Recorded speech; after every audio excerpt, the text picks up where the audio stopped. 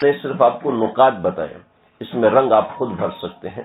اور سب سے آخری چیز ساتویں، وہ ہے جنسی تربیت۔ یہ اتنی ضروری ہے کہ شاید ہی کوئی ماں باپ سکھاتے ہو، شاید ہی کوئی ماں باپ سکھاتے ہو۔ بیٹا تم بالغ ہو رہے ہو، تم بڑے ہو رہے ہو، اب اس عمر میں تمہارے ساتھ کچھ تبدیلیاں پیش آئیں گی، ان تبدیلیوں کا ذکر صرف مجھ سے کرنا ہے، نہ اپنے کسی دوست کو بتانا ہے، نہ قاری صاحب کو بتانا ہے، نہ اس کو نہ اس کو نہ اس کو۔ اگر ماں باپ کو شرم آتی ہے، بڑے بھائی کو لگاتے، بڑی بہن کو لگاتے، یا چچا کو لگاتے، یا ماموں کو لگاتے، جو سمجھدار ہو۔ ایسے نہیں کہ وہ بھی لڑکے ہوں، اس طریقے سے وہ بھی بچیاں ہوں اور سکھانا شروع کرتے، خاندان کی کسی سمجھدار بندے کو لگا دیں۔ لیکن ماں باپ سمجھائیں کہ زمانہ کتنا گندا ہے، کس طریقے سے بچوں کو گمراہ کیا جاتا ہے، کس طریقے سے بچیوں کو گمراہ کیا جاتا ہے۔ الامان والحفیظ، الامان والحفیظ، اللہ حفاظت فرمائے۔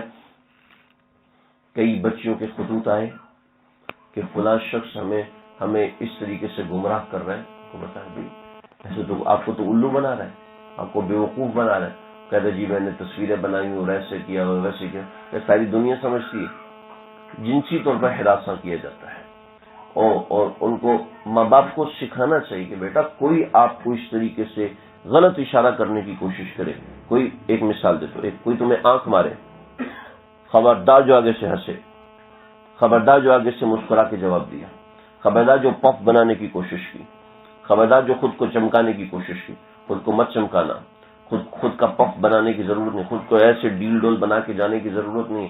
تم کالج میں جاؤ گے، وہاں پر تمہاری اٹریکشن خود بخود لڑکیوں کی طرف ہوگی۔ بچی اگر جا رہی ہے تو اس کو سکھائے تمہاری اٹریکشن خود بخود لڑکوں کی طرف ہوگی۔ خبردار کسی لڑکے سے بات نہیں کرنا، خبردار ضرورت پڑے، بہت شدید ضرورت پڑے، نظر کی حفاظت کر کے بات کرنا۔ کل للمؤمنین یغضوا من ابصارہم۔ اور لڑکے کو سمجھیں، اگر تمہاری استانی ہے، کوئی مسئلہ پوچھنا ہے، کوئی لیکچر کے مطابق سوال کرنا ہے، تمہارا دل کا میلان اس طرف جائے گا۔ ماں باپ یہ بات کہتے ہوئے شرماتے، حالانکہ ماں باپ کی ذمہ داری ہے۔ بیٹا تم جاؤ گے، تمہارا دل اس طرف راغب ہوگا تو یہ شیطان ہوگا، یاد رکھنا۔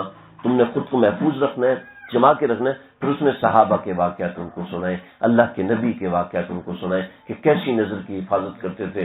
شام کے بازار سے گزرے، خواتین وہاں پر تیار ہو کے چاروں طرف کھڑی ہوگی، اور صحابہ نے کہا قل للمؤمنین یغضوا من ابصارہم، اپنی نگاہوں کو نیچی رکھیں، اور سب نے اپنی نگاہیں نیچی کر لی۔ ایسے ہی صحابہ کے واقعات، اور بھی صحابہ کے بہت سے واقعات ہیں نظر کی حفاظت کے حوالے سے۔ ان کو سکھائیں، ان کو سمجھائیں کہ دیکھو یہ معاملات ہیں، یہاں پر جا کے تم نے بچنا ہے، اپنی تم نے حفاظت کرنی ہے۔ بچہ باہر نکلتا ہے، محلے کے اندر بچیاں ہوتی ہیں، دیکھو بیٹا بچیوں کی طرف کبھی بھی غلط نظر سے مت دیکھنا، وہ تمہاری بہنوں کی جیسی ہیں، اور ان سے بات نہیں کرنا، ان سے مخاطب نہیں ہونا۔ اگر وہ تم سے کچھ پوچھیں تو سر جھکا کے جواب دینا۔ ہمسائے کی خواتین ہوتی ہیں، وہ آپ سے کچھ پوچھتی ہیں تو سر جھکا کے جواب دینا۔ یہ نہیں کہ وہ بات کرو تم اچھلنا شروع ہو جاؤ، وہ بات کریں، اس لیے کہ نفس ایسا ہے۔ ہمارے حضرت فرماتے ہیں کہ ایک آدمی ہے، اس کا ہونٹ کٹا ہوا ہے، ناک بہ رہی ہے، سارے پیلے پیلے دانت اس کے دکھائی دے رہے ہیں، باہر نکلے گا، کوئی عورت وہاں پہ ہنس رہی ہوگی تو اس کا نفس کہے گا یہ مجھے دیکھ کے مسکرا رہی ہے۔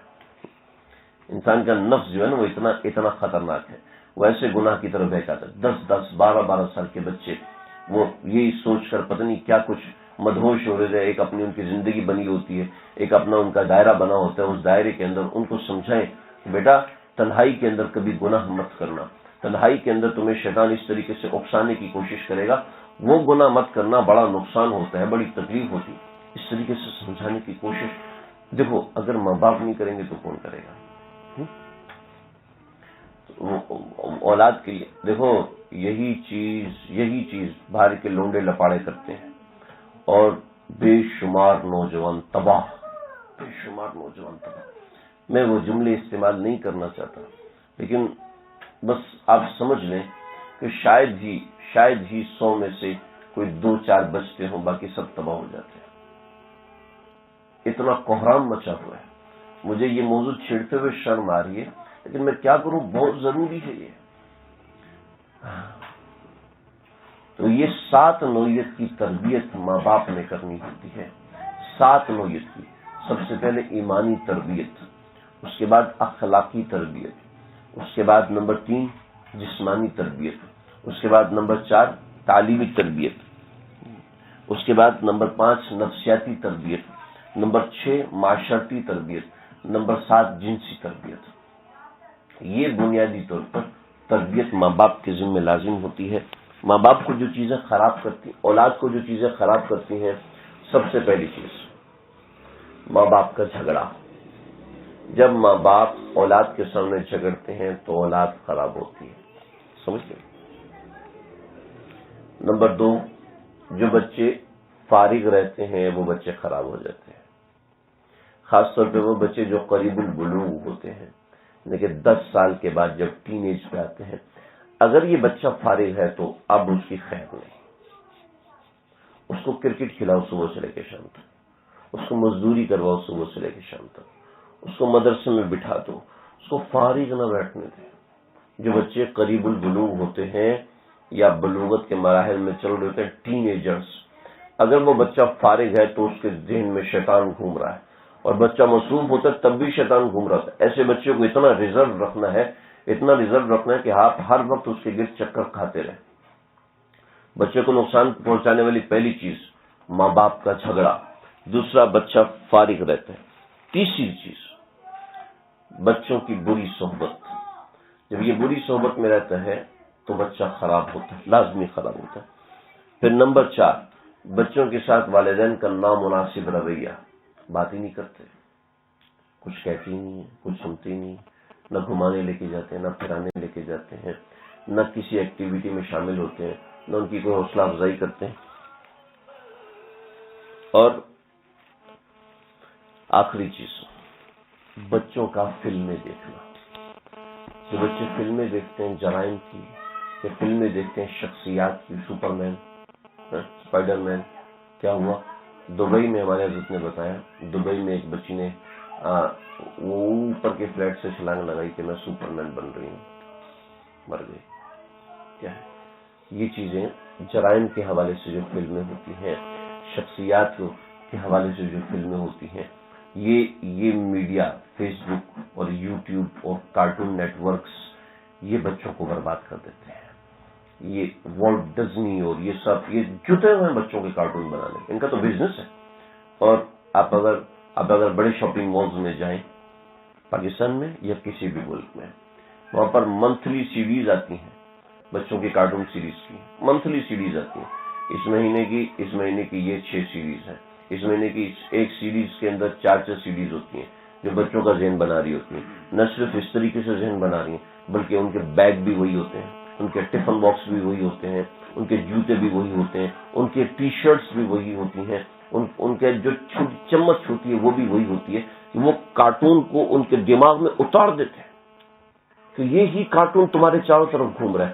ارے ان کی چاروں طرف تو اللہ کے نبی گھومنے چاہیے تھے، ان کی چاروں طرف تو اللہ کی ذات گھومنی چاہیے تھی.